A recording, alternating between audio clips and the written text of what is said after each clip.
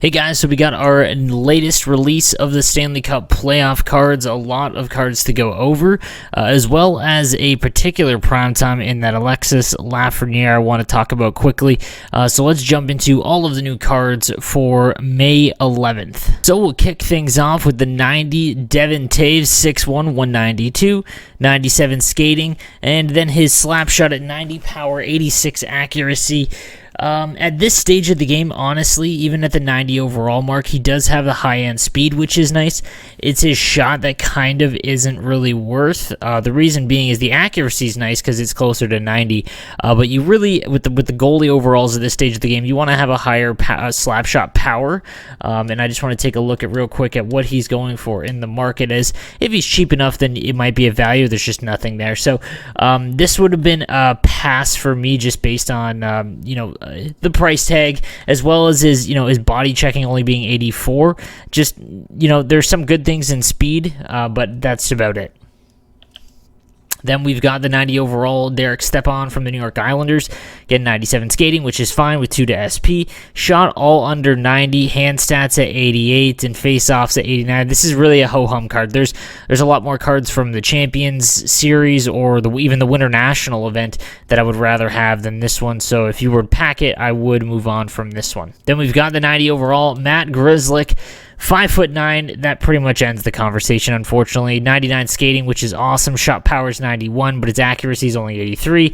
Body checking is 82. There's just no real way to use this card competitively unless you're, a diehard Bruins fan, unfortunately. Just not really an option in NHL 20. Following him, we've got the 91 Vesa Toskala from my San Jose Sharks. Man, I don't really remember a lot of runs with him because, well, they didn't end very far. He's 5'10". Let's just end it there. Cool card, but 5'10". Then we've got the 91 Domi, 5'10", but unfortunately, like the other cards in this set, looks like they're kind of upgrading statically from the icon versions of the cards, and obviously Domi's icon card is a little bit slower, so he's only got 91 skating, shot in the mid-80s, just not really usable at all, even though it is Domi. Moving on from him, we've got the 92 Brendan Morrison, 5'11", 95 skating, which is it's the bare minimum. Then you include the 2 to SP, which is nice. 90 shooting, 93 to 94 hand stats, and his awareness stats are really good. This card might actually be half decent. Let's just see if he's on the market at all. Not on the market. So, just keep that in mind, is that this card might actually be half decent. Moving on to the 92 overall, Martin Jones. Playoff Martin Jones is fantastic, even regardless of his series against Vegas. 6'4", which is good enough height. His aggression's under 80, and his glove high and positioning is 91, 92.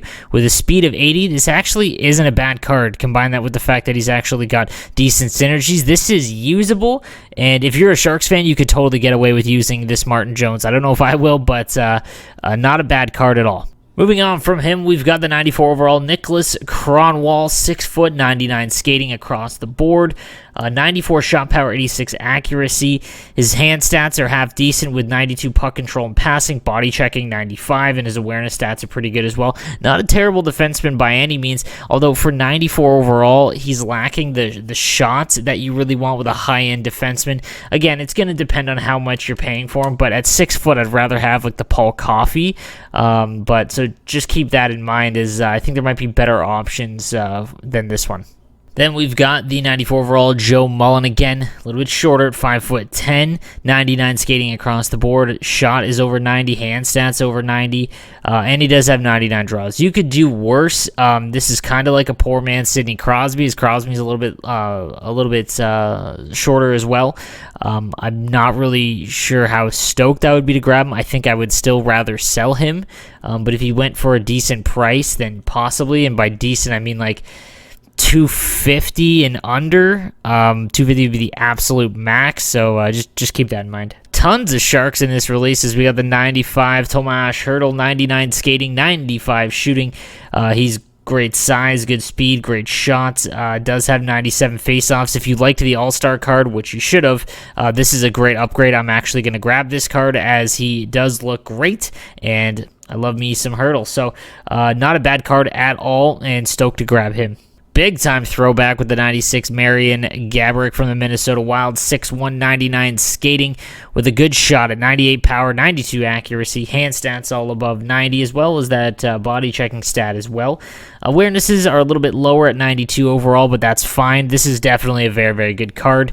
I wasn't a fan of his Master Set card, though, as I know a lot of people weren't, so just keep that in mind, although we'll have to see how this 96 plays. And then the big release from today is the 97 Tyson Barrie.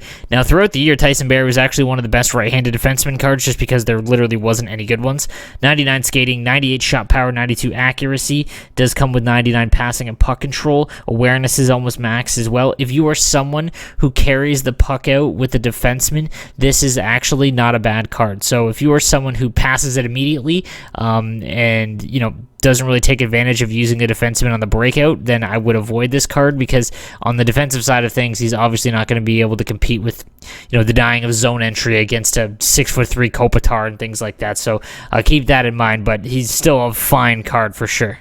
And then the last card I want to bring up today is the 97 Alexis Lafreniere. It's 6'1".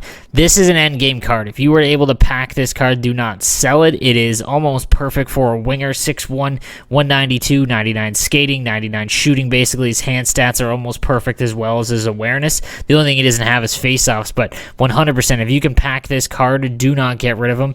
He's probably going to go for, I would guess, 800K, under $1 million, but definitely worth it if you were able to pick him up. So guys, that is going to do it for today. The last thing I do want to mention, though, is the Winter National Pack that's in the store. It's 100,000 coins, gives you a gold collectible, which is worth 50. The problem is the Winter National event has a ton of good cards, but it also has a lot of lower cards as well. So I would avoid that one. I know some of these old packs that come out are actually pretty valuable and actually work out to good value. This one I would avoid, though. So let me know what you think in the comments section down below. Please subscribe for daily Hockey Ultimate Team content, and I'll see you tomorrow.